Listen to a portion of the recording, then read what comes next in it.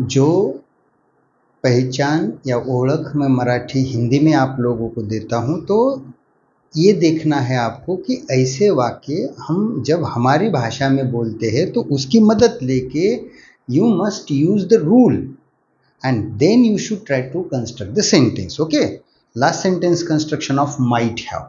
Now I am going to finish might have. तो इसकी जो भी पहचान, identification I give, so please try to construct some examples in your mind. अच्छा, ये sentences हम अपनी भाषा में ऐसे बोल सकते हैं क्या? Okay, then you should use such modal auxiliaries. Okay friends, so interrogative negative of might have. Okay, last sentence construction. नकारार्थी प्रश्न और प्रश्नार्थी नकारार्थी. तो अब आप बोलेंगे सर मराठी और हिंदी में how should we express such sense, this sense how should we express. तो हम क्या करते हैं मालूम है क्या? इन हिंदी ऐसे वाक्यों के शुरू में क्या आता है? क्या. बीच में एक तो शायद या हो सकता है ऐसा शब्द लेते हैं. आफ्टर दैट अभी इंटरोगेटिव निगेटिव है, तो ध्यान दीजिए आप, हमें नहीं भी लेना है. जैसे नहीं आया होगा, नहीं गया होगा, ओके, नहीं खाया होगा, नहीं पिया होगा. जो भी जितने भी आपको एग्जाम्पल्स बनाने हैं यू कैन मेक. लेकिन बात ध्यान में रखना, स्ट्रक्चर ऐसा होता है हिंदी का.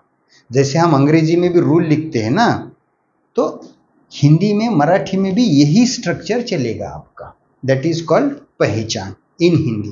ओळख इन मराठी, तो मराठी में कैसे चलेगी ये ओळख? तो मराठी में तो शुरू में क्या नहीं आता, अंत में का आता है, ते बघूत आपण.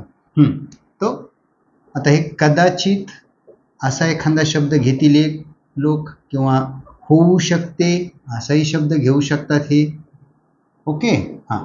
अब ये भी आपको निगेटिव्ह क्वेश्चन बनाना है, तर मग ते कसं होईल? आता नाही, असा नाही हा शब्द घेत नाहीत मराठीवाले, तर ते आला नसेल का, असेलच नसेल, नाही हा शब्द घ्यायची गरज नाही. गेला नसेल का,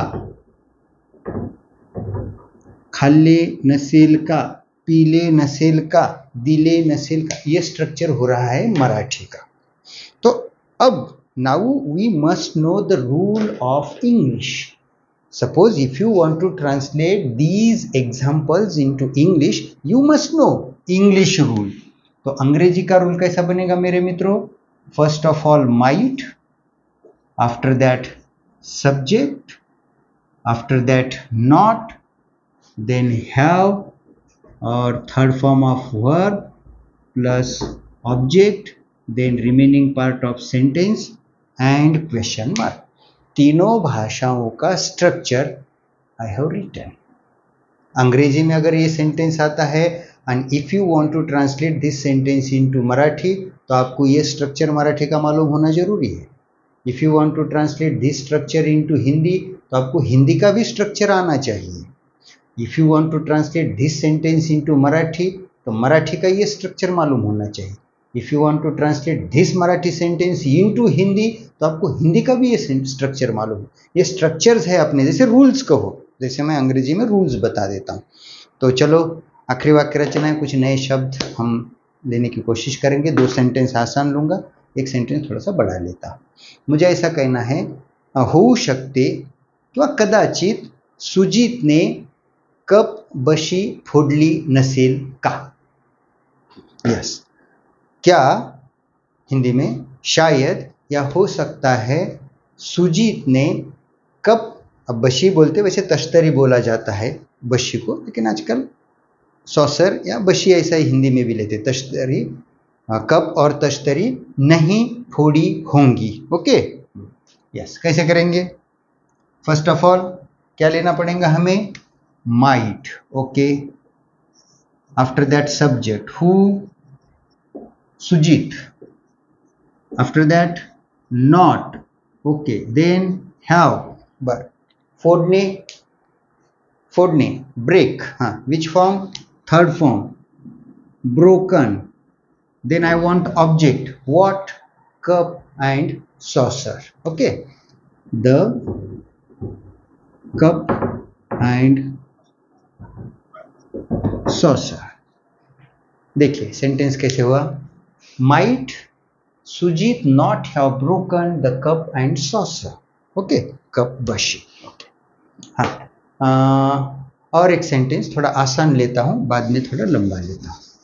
मला असं म्हणायचंय, होऊ शकते किंवा कदाचित त्या मुलाने त्या मुलीला फूस लावली नसेल का.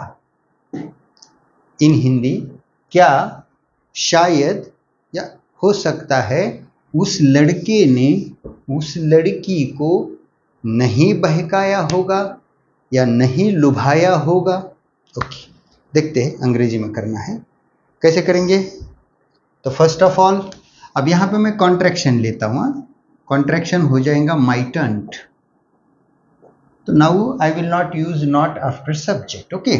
माइटंट द और दैट बॉय. अब डायरेक्टली हैव.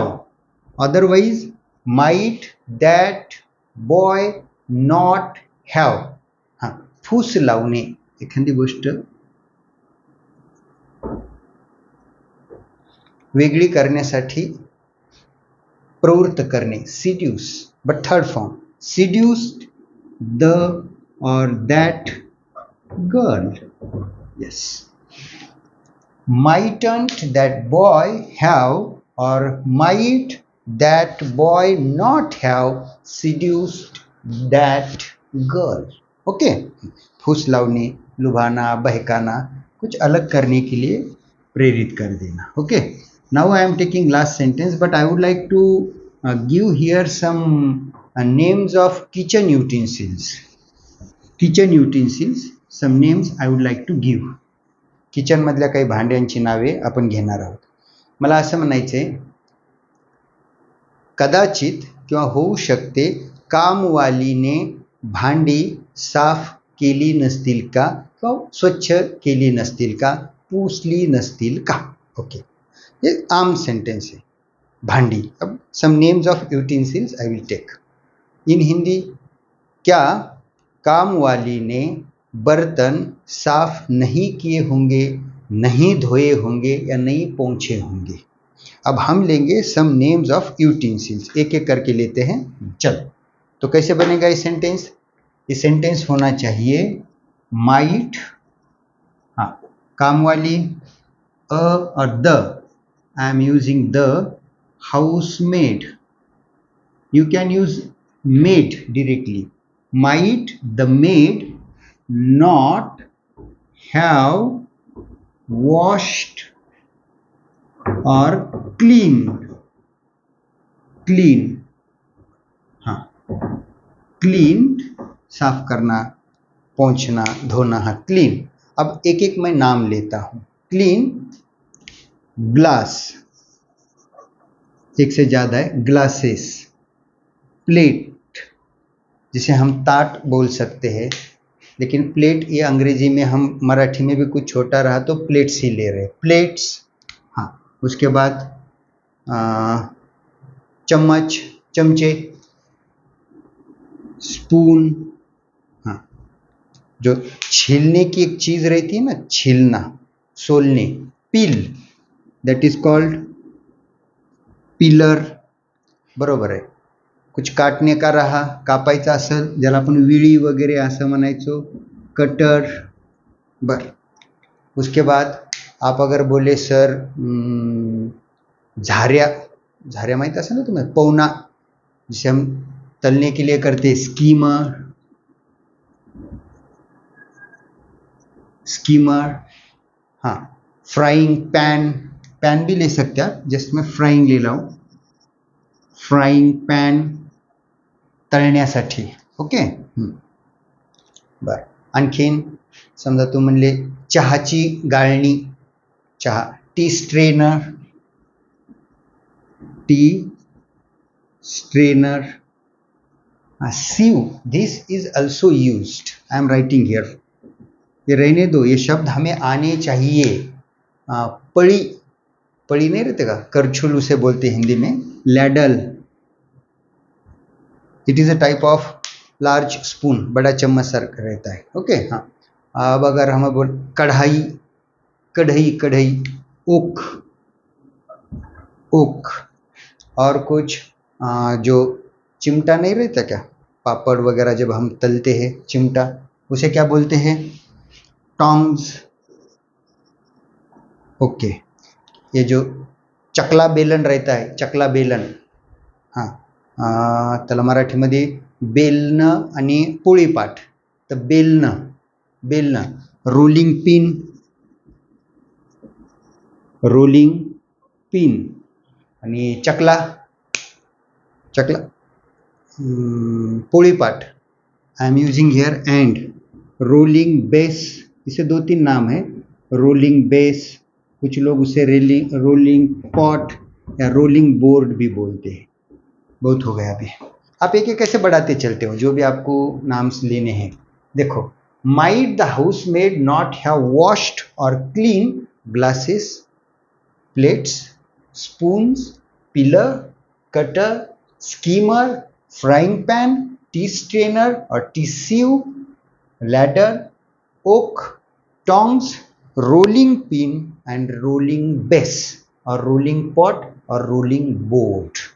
तो ये सिर्फ आपकी जानकारी के लिए कि कभी ना कभी you must listen to these words, very useful, generally you know. Okay, हो सकता है दो तीन नए हो आपके लिए, तो थोड़ी थोड़ी वोकैबुलरी तो आप डेवलप करते चलो। वीडियो देखते देखते आदमी को ऐसे दो तीन नए शब्द आए तो और आप सोचते हो, अरे मुझे सर कैंची के लिए भी ढूंढना था, मग शोधा, चक्कू छुरी के लिए कुछ ढूंढना था, अब ढूंढो आप। हर शब्द तो मैं यहाँ नहीं लिख सकता भाई, अब आप लोगों को कुछ नहीं, अब आप बोले सर आपने डिब्बे को कुछ नहीं कहा, अब आप ढूंढो। हर बार मैं ही बोलूँ क्या, टीन, टीन कैप, डब्बा, उसका ढक्कन, अब मैं जितना ले सकता हूँ तो मैं लेने ही वाला हूँ, no doubt, but I am trying to encourage you to think. Okay, आपको मैं सोचने के लिए यहाँ पे थोड़ा सा उत्साहित कर रहा हूँ। तो ओके फ्रेंड्स, एक वाक्य आपको बनाना है, ऐसे नहीं जाना आपको। Understand this verb you are to use, लेकिन सेंटेंस मैं दूंगा। What is my sentence, understand. देखो, ये आपको यूज करना है, सेंटेंस मुझे ऐसा कहना है, क्या शायद या हो सकता है उसको यह बात नहीं समझ आई होगी। देखो, मैंने ये फॉलो किया क्या नहीं आपका फॉर्मूला, क्या हो सकता है या शायद उसे यह बात नहीं समझ आई होगी, समझना, अंडरस्टँड। मराठीमध्ये कसं होईल, कदाचित किंवा होऊ शकते त्याला ही गोष्ट समजली नसेल का, अंडरस्टैंड। तो आप लोगों को ये सेंटेंस बनाना है। अब दोनों भाषाओं में मैंने I have given the sentence, then again I have given verb. Now you must follow this rule and try to translate it into English. कुछ दिक्कत आती है, कठिनाई आती है, अडचण असेल, प्लीज मेसेज करू शकता, कमेंट करू शकता। ओके फ्रेंड्स, तो here I finished might have, okay, this model auxiliary I finished. I will stop here. Thank you.